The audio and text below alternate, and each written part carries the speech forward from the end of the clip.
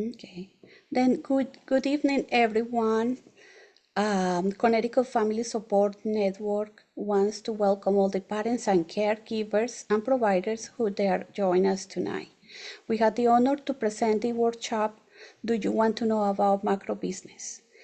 Hosted in collaboration with Darlene Borre, Director of Employment and a Vocational Innovator at Futures Inc.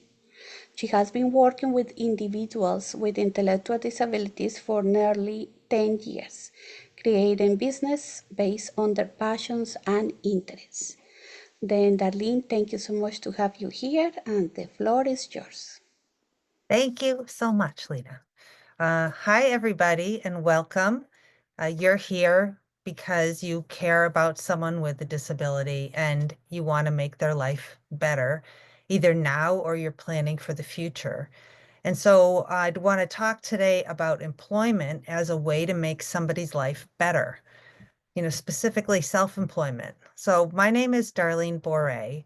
A little about me is I was an attorney. I currently am the director of the microbusiness program at Futures Inc. Futures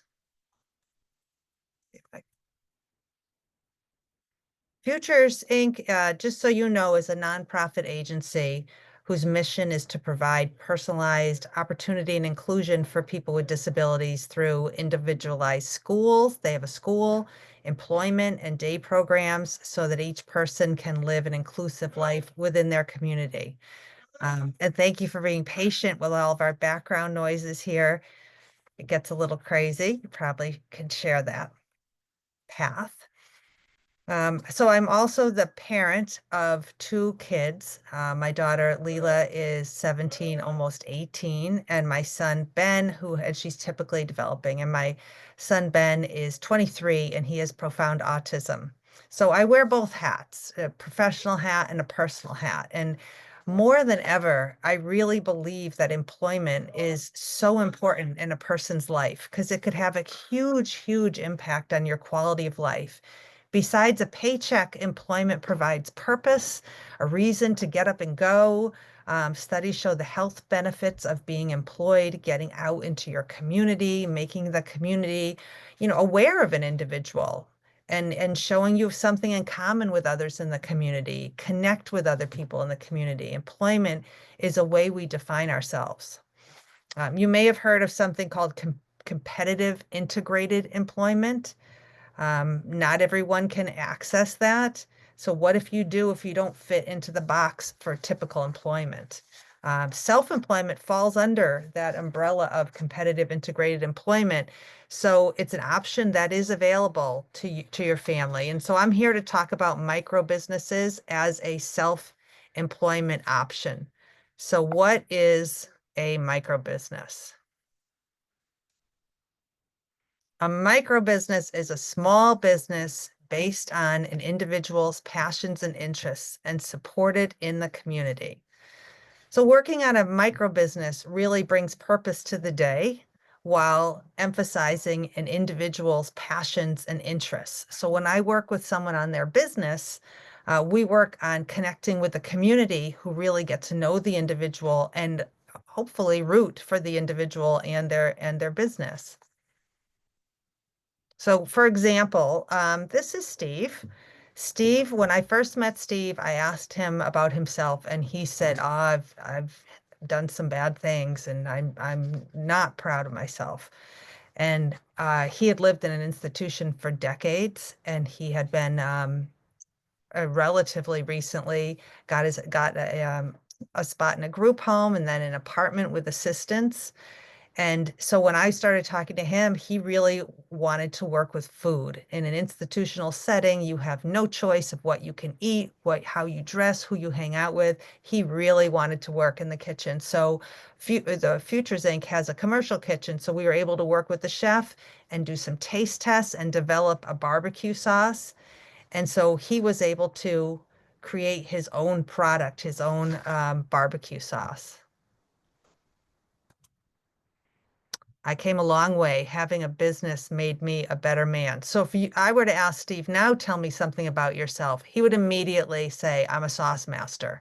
I love making sauce, and it really defines who he is. His residential and day program staff report he enjoys talking about his sauce. He's more positive about himself. He's more likely to connect with the community. This is Katie. Katie, when I met her, very artistic right off the bat, really enjoyed things to do with artwork. She liked creating her own colors, mixing colors, trying something new. So she had been doing painting, but she wanted to do something completely different. And so we started experimenting with soaps. First, we watched a bunch of videos, and then we ordered some stuff and started making it. And she really took off with it. She made all different colors, all her own. Sometimes individuals have a lot of self-talk.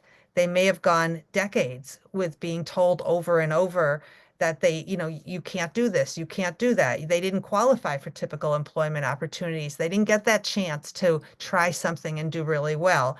So Katie really gained confidence during this business experience, so much so that she became a mentor to another individual and she earned a mentor certificate.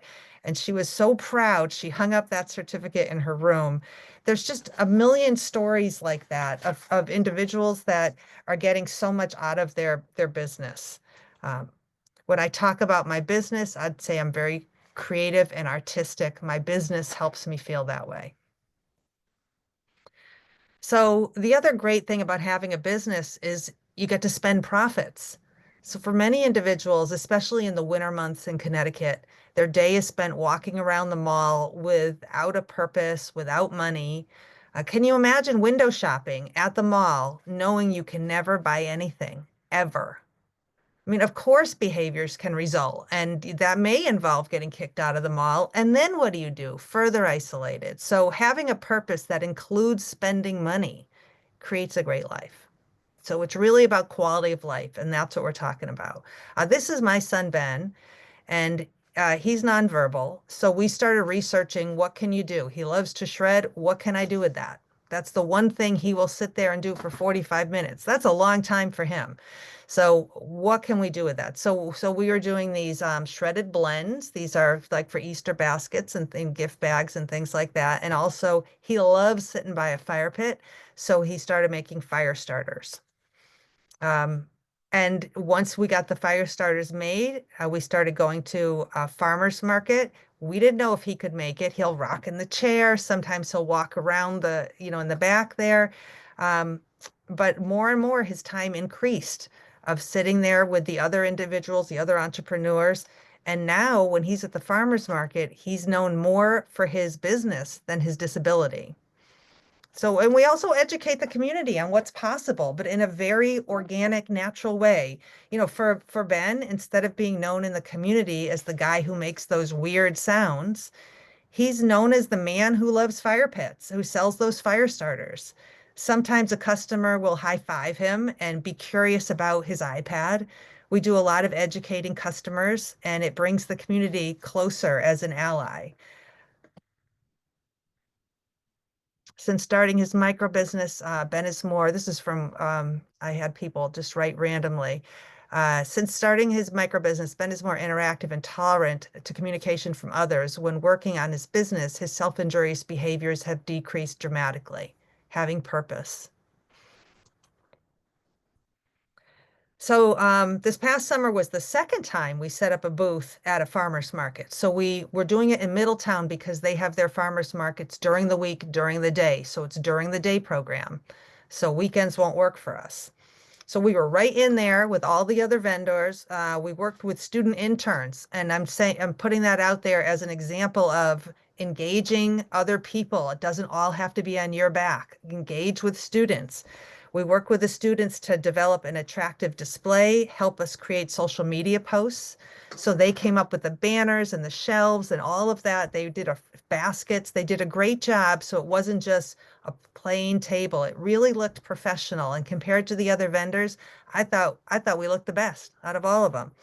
So at first, staff was doing much of the work, but we continued to tweak the process until soon each entrepreneur was independently packing up their own products, pulling a cart, So a wheel cart and setting it up at the market themselves. And, we keep tweaking the process to encourage more and more independence. It's never done. We're always learning. Over the summer, we met a ton of people and we were very included in every aspect um, of the farmers market, including meeting the musicians that played there. We were visited by Mayor Ben of Middletown and Lieutenant Governor Susan Bisowitz. We had a lot of people stop by. It was a great experience. And by the time it ends in October, we get really, really sad because it's really fun. We're out there in all weather. So you might have a business idea. You might not have a business idea. How do you even go from an idea to selling a product? So we've been able to really streamline the process that we use to create these small businesses. We've come up with a best practices because over the years, I've been doing this now almost 10 years. So there's some secrets, there's some tricks, and I'm just going to go over them. This to just quickly to run through a typical process to develop a business. Step one, we're going to meet, and I'll go through these a little bit in more detail, but we'll meet the entrepreneur and team is an important part of that. What is this individual interested in doing? You really want to figure out, get as much input from the family, get input from the staff. Sometimes I've gone back to high school if it's an adult, and I'll see who was your high school teacher, and I might email them and say, hey, we're trying to do this. And what was he good in at school? What did he like? What was calm at school? So that's the first part. Just kind of like really dig in and what are you interested in doing? The second part is we do the research, and this is where we're not going to get overwhelmed. We're going to be curious. We're going to be really curious, and we're going to look into how can we turn this into a product? What are we looking at here? And then number three, we're going to make something. We might make it out of cardboard. We might just draw a picture. We have to do a prototype right off the bat because you don't want to get stuck in the details and get paralyzed. You want to make something right away. The next one is, hey, we're always working on this marketing story. So it's really important to keep in mind, who is this person? What information do we want to share about this person? And the next one, number five, we're going to elevate the product with great packaging. So we don't want this to look like a summer camp project. We really, no pity projects here. We want someone to buy and purchase this product because it's a great product. And sometimes to make it a great product, you're going to make it look great with great packaging. Sometimes the packaging costs more than the product itself. And there's a lot of different things you can do with packaging. We'll go into that. Every product you with your business, you're going to launch it with a ribbon cutting. And I'll give you some hints of how to get the community involved. It's really important to really bond with your community. We're not takers, we're giving, we're business owners. Look at us. And you want to make the community aware of us. The next one is we're going to now, at this point, the product's been launched. And so number seven is let's relook at everything. Is there something we can do to have more independence? Could this person work on their business sitting instead of standing? Maybe that will increase how long they can work on this. Can we look at some of the things that they're working on, the implementations that they're using? Is there some assistive technology that we can use to help them? Can we do a picture schedule? Can we do, whatever it is to make them more independent? And then number eight, we do a very streamlined business plan. So you want to be sure that the business plan has links to every single thing that is involved in your business. So if you get hit by a bus, that business can continue because we know where to get all the stuff. I make a process sheet, which I highly recommend everybody do, which really just details how the individual goes from step A to step B to step C to make their business. If they're doing soap, then exactly, how much soap do you put into the measuring cup? How long do you microwave that? How do you add color? How do you add scent? All that stuff is going to be in your process sheet. And what I do is I highlight in red the steps that they need assistance with, and then we'll be working on those steps to break them down and see what part of that the individual can still do. And then the last step, you're still going to follow up. You're going to make adjustments. We're not done. We're going to keep going. And it may be that the business isn't what they do forever. What one of us has the same job forever and ever. So we're going to keep that in mind too. And I'll give you some examples of that. So we're going to start now with meet the entrepreneur and team and what they're interested in doing. So first we want to build a relationship, and we really want to listen at this stage. Listen to the individual, listen to the support team.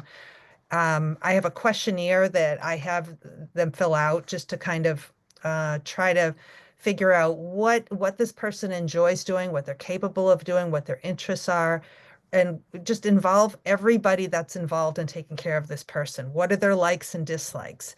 Someone likes dogs, then you might think of something like, just to be on the soap thing. Soap comes in all sorts of molds. You can do all sorts of things with that. So that's just an example. What are the strengths? I had an individual who loves to talk about vintage cars, so maybe we can do something with that. That's his strength. You really want to play detective. With my son, shredding paper calmed him. So that's something that we wanted to add into his day program, a time for him to shred paper purposefully.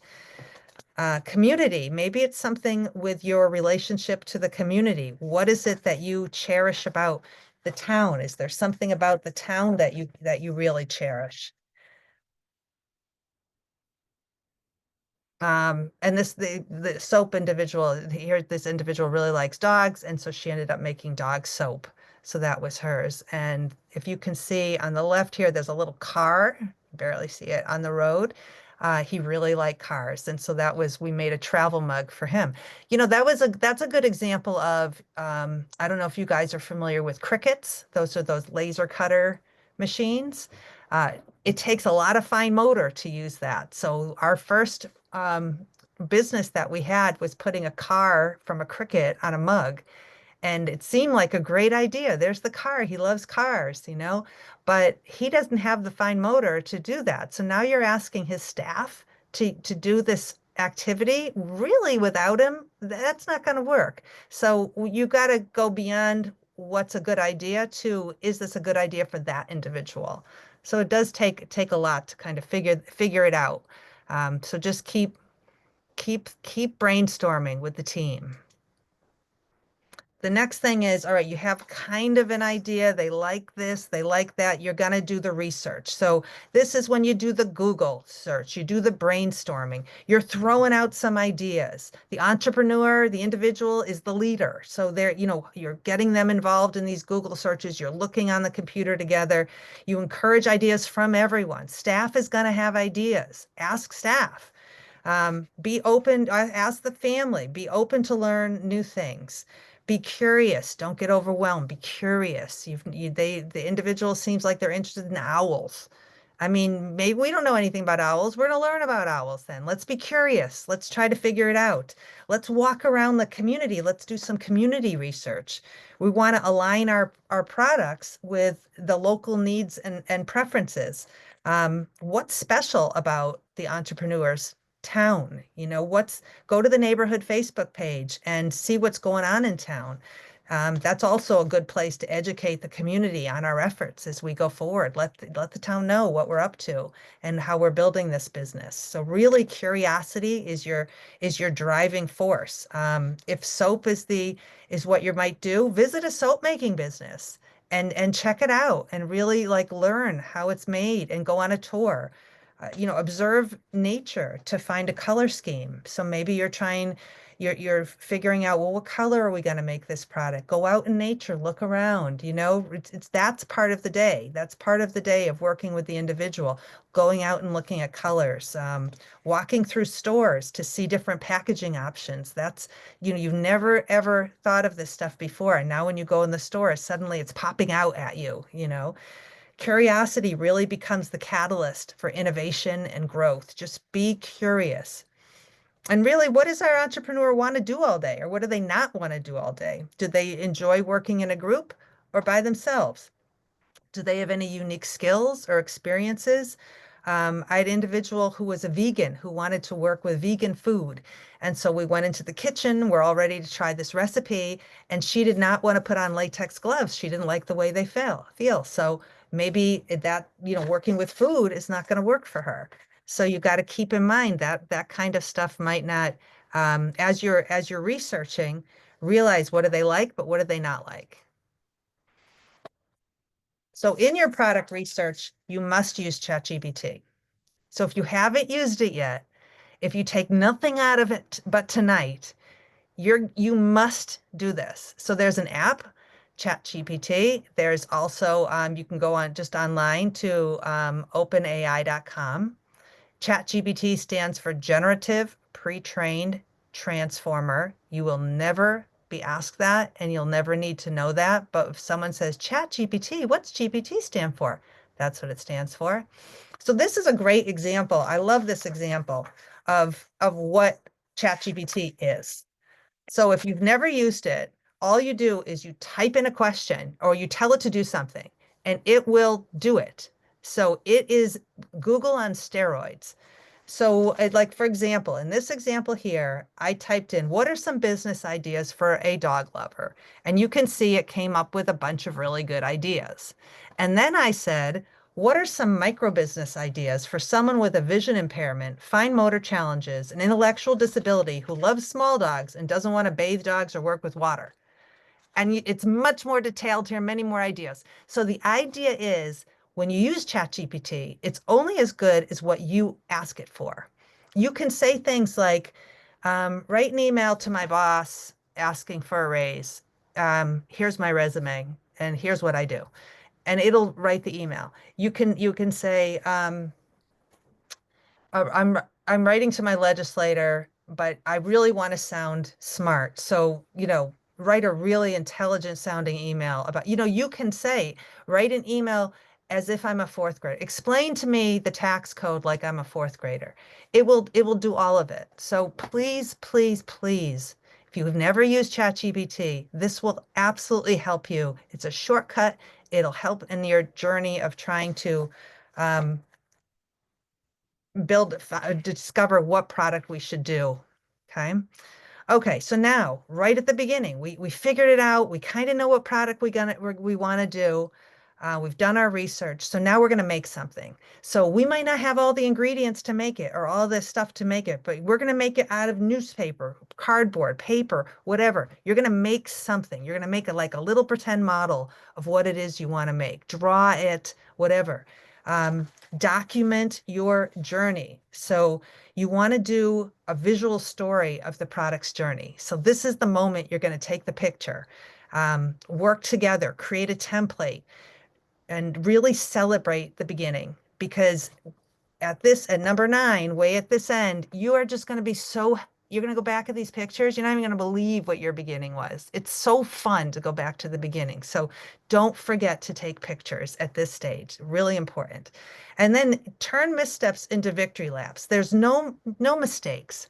Missteps are just learning steps on the path to each product's journey. So spend time talking about how if we aren't making missteps, we're not learning. Include all the missteps in the narrative of each business. For example, Katie began making soaps with many layers, which soon became really stressful to pour because you had to pour it before the next layer dried. And oh my gosh, it was so stressful for her, for all of us. I've got a lot of noises here. We're just going to pretend that's not happening. Okay. So Katie was much happier making single color soaps. So we cut up the multi-layer soaps in small pieces as free giveaways. And so that the journey, is a roller coaster, not a straight line. And so she was giving out these little sample pieces of soap based on something that didn't work out for her. And that's part of her journey. She'd talk about it and she'd say, this was too hard to make. And it was great. So own it, learn from it. And it's really gonna help you and it's gonna help the individual. Everyone's afraid to make mistakes. Here, we're kind of laughing at mistakes. We're making them part of our definition. And so then you don't get afraid anymore to make mistakes. So it is a nice way to approach that. So also as we do this development part, you're going to look at community partners. So sometimes for raw material, like for the sawdust in Ben's fire starters, we go out to the community and we go to a local partner and we tell them what we're doing and we ask if we can have their sawdust, or there might be another, a garden shop. There's potential allies in your town. That's what I'm saying. So remember, each person in the story matters. They might be the missing piece to your puzzle. Angela loved going to this garden shop, walking around.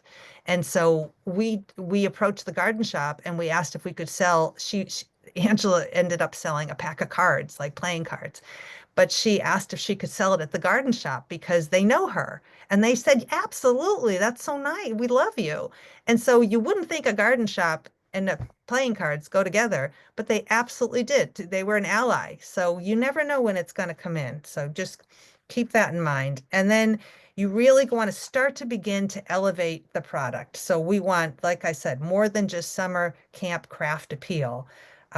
We put a lot of time into labels. We put a lot of time into how something looks. So you want to provide choices to the entrepreneurs. You want them involved in every aspect of the business. Okay. All right, so this is on the left. I had an individual who was making a special bird seed um, a pack, snack. And so he was against bread. Bread is bad for birds. And so this is his product. It's mealworms and seeds. And so on the left was our prototype. We got a picture off the internet. We knew we wanted to say bread is bad, and he called it goose grub. And then on the right, you can see that's how it turns out. But looking back at the prototype, it is so fun to see where we started. All right, next is marketing development. So as we go through, now you have kind of an idea, you have a rough prototype, kind of know what we're making. Now we're going to talk about the business name, the logo, the color theme, with an emphasis on community connection. So if you can incorporate the entrepreneur's original artwork, fantastic if you can do that. And I'll show you some business cards that do that here. But the idea is you really want to connect with the community. So I always recommend not using the individual's name in their business title, because if you call it Johnny's Chocolates, then everybody that knows Johnny is going to be buying those chocolates. But not everybody knows Johnny, but everybody knows Hartford. So if it's Hartford Artisanal Chocolates, you're going to get more of a following. You're going to get the mayor buying those now because you're celebrating a town, a community. So keep that in mind. I love putting the name of a town in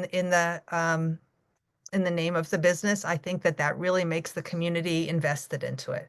So, just keep that in mind. Community connections, where it's all at. It's really one of our primary purposes because we want that community support. We want people to be like, if something goes down with an individual, who knows? But we want we want the community to say, wait, I know him. Don't mess with that guy. So keep that purpose in mind when you're naming the business. Think about what makes the town unique. Where's the magic? What's the town's secret? Build the brand around the town's lore, because we do want that community rooting for us. Let's see what else here. Okay, so Ted named his business Connecticut Horsepower because his favorite car is a Mustang, so that's the horse, and horsepower is also what powers cars. Angela lives in Griswold, so hers was called Griswold Sunflower or Griswold Design, and we decorated her cards with sunflowers. Middletown Secret Sauce, good example. And that Katie's down here, that's her original artwork. This is Marilyn's original artwork.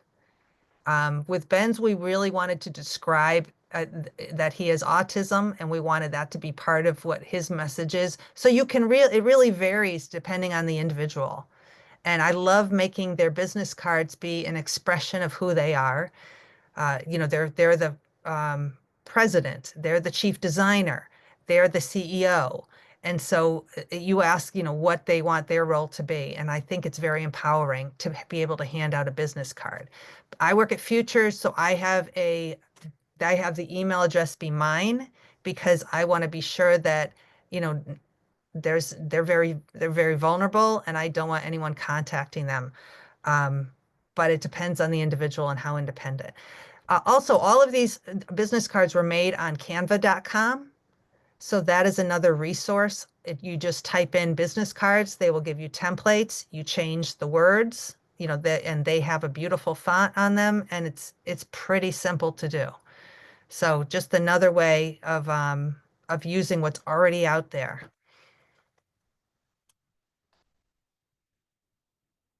Okay, now we've got the product, we've got the story.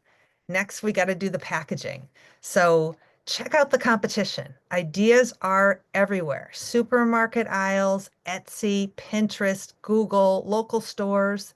Go out and spend some time looking at how other businesses are displaying their products. Get inspired. You don't have to invent things here. It's already out there. So use what someone else has done. You see something beautiful on Etsy, do that. We don't have to come up with something that is 1000% unique. I mean, it will be, trust me, it'll be very unique, but let's get inspired and let's find something that's working and do that. So we're going to elevate it. We're going to package it. Creative packaging and marketing make the product really stand out. For cost, use a local printer instead of staples to print your materials. See if you have a local printer. In West Hartford, we have some place called Cricket Press, and I have such a relationship with them now because I go there all the time. So they can offer expertise on ideas. You want to really expertly size the packaging to fit the product. You don't want to just buy bags because they're on sale. You're going to spend a lot of time here. So most items can be purchased from Amazon, but you want to explore some specialty sites. Like there's a place called Clear Bags.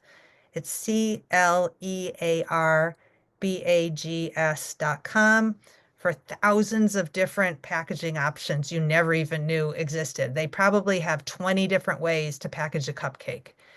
So there's just tons. It's a lot of fun looking at this part, actually. Are you a graphic design expert? No? Well, oops.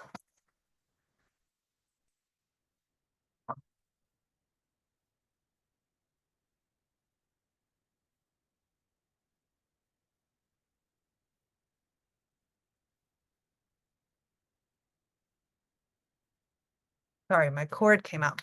Okay. You don't have to be a graphic design expert. Canva.com will do it all for you. So there's different things they can help you with design packaging, business cards, pamphlets, signs, stickers, banners, just about anything. So Canva provides the templates. It's very, very easy. So combining Canva and Chat GPT, you'll come up with countless ideas. There's also something called Midjourney. Midjourney is an art generative app. So I just wanted to tell you about this one for a second. I might even tell you about any other ones. Don't worry, this is it. But Midjourney is one of these apps where you can create beautiful artwork in minutes without needing an art expert. So for example, if I type in oil Renaissance style painting featuring a duck dressed in medieval clothing, holding a bowl of seeds with human hands, that is what it will generate. So if you wanted to put something on your packaging that's unique, you could do, you know, golden doodle watercolor using blue and purple paint only. You can put whatever you want and it will come up with a design.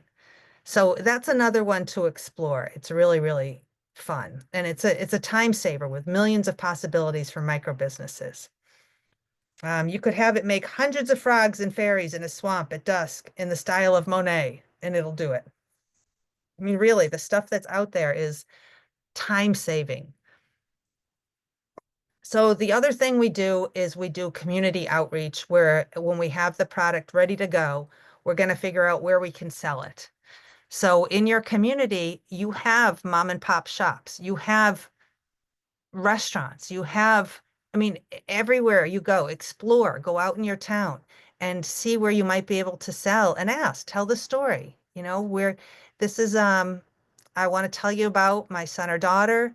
This is their business. This is how we got there. By now, we'll have a marketing story. For each individual, I have an 8x11 that has what's your passion, how you found your business, and what your business is all about. And so it's really easy to go out and say, here's the story. So you want to think of that as you go along. Marketing the story is as important as the product. So you want to be sure, what do you want to tell? And I always say with the futures program, with a microbusiness program, if someone's uncomfortable sharing, about their disability or about their story, this probably isn't the right program, because we really find that when we talk about what's difficult for us, what our challenges are, we have so much in common with our community, because everybody is facing some challenges, and boy, can they relate. They can relate to someone who's struggling. They can relate to somebody who's unsure of what they're doing. And so everybody feels that way. So when you share that information, it becomes empowering, and it really drives the product. So what we're going to do is you're going to identify your sphere of influence. So do you have personal and professional networks, family, church, prior schools? Prior schools could be great ones. Consider what the natural market for the product is, but also unexpected opportunities like the garden shop for the cards. And then how are you going to do payment? Well, you could draft a simple contract reflecting, Chat GPT could do this for you, reflecting the agreement. Some shops will say, oh, well, I want, if we always take half of it, or, for that, we want $5 for each product. And some will say, we won't charge you anything. And some will say, we'll only pay you the money after someone buys it, like consignment. And some will say, oh, I'll pay you right now for all of it. So just explore it. You don't know what they're going to say. It depends on the owner of the business. And then you have to do regular check-ins, and that's really important. You want to be sure that you are visiting the sales venue frequently to make sure the product is well presented and the display is tidy and nothing is falling apart or anything. You want to make sure it looks really, really good. And every time you do that, you might want to be like, and then we're going out to lunch. Something, keep the quality of life great for this. This is a good thing. You're checking on your product. It feels good. And then we do this ribbon launching. And I highly recommend you don't skip this, because call your Chamber of Commerce. They often will, you got to give them like a month or two in advance, but they'll make this huge plaque or at least a certificate and invite the whole family and invite friends, involve the entrepreneur in the event. Chamber of Commerce will come with big scissors and the ribbon. I have my own ribbon and scissors, but your Chamber of Commerce will come with that, and they will make it a really big event. Ask your entrepreneur, do they want to give a speech? Do they want to distribute any free items? Like Katie's soap, that was a mistake. She distributed that as free at her ribbon cutting. It's just a nice way to tell the community, hey, thanks for selling my product. Do the person want to practice their speech prior to the event? With my son, we were working with him to put some things he can say on his iPad. You can do it in a lot of different ways. There's another individual that didn't want to speak, and we worked on a pamphlet that they would pass out, and they were comfortable passing it out, but they didn't want to speak. That's fine. You really want to highlight the journey, share anecdotes from the entrepreneurial journey during the event. For example, Sarah was making dog-shaped soap, but we ordered what we thought was a big dog mold, and it came so tiny. It was like this big. And, we just didn't know when we were ordering it online. And so at her ribbon cutting, she gave out free single-use soaps. That's what we called them. I mean, talk about it. Oops. Everybody loved it. You can take it camping. You can put it in your guest, bathroom. It actually serves a real purpose. So people really loved that idea. And she ended up turning it into a product later on. But it was just a really fun, oops, you never know. And then media coverage. Don't be afraid to contact the local press, utilize social media platforms, share the story, generate interest. I have sample press releases and stuff like that. That's in our best practices. Order a customized t-shirt for the entrepreneur for that day, featuring the company logo, maybe for her staff too. And so everybody shows up at the event in uniforms. It's so professional.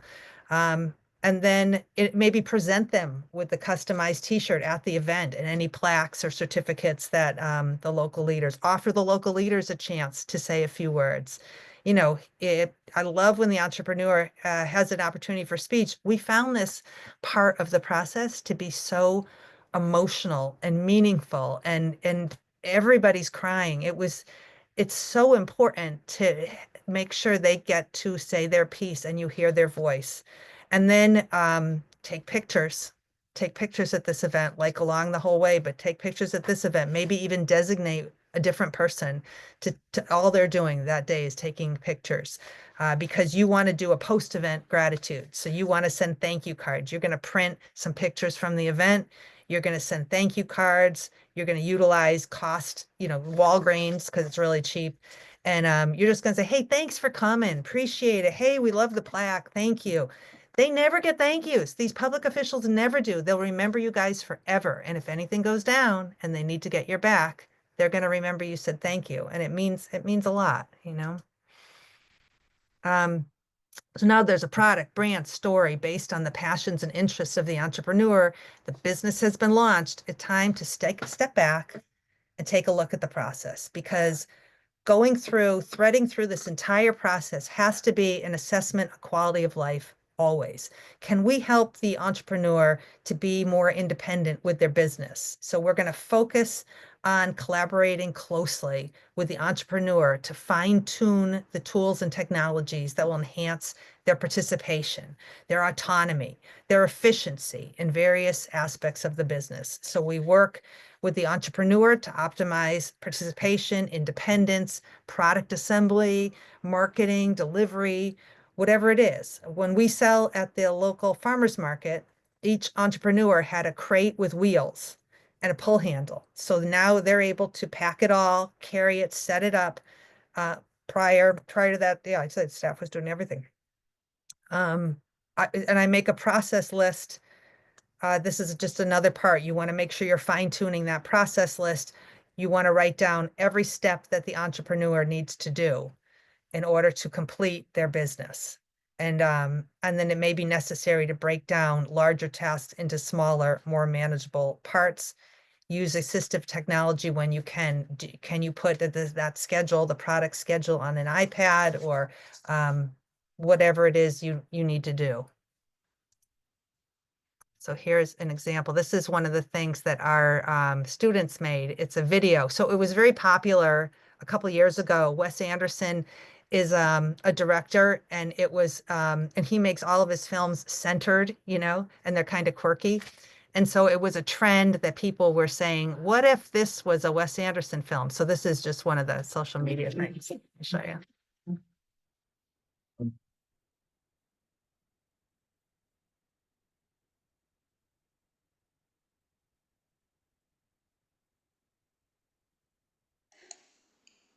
But that was just to show that they're being independent, pulling their crates.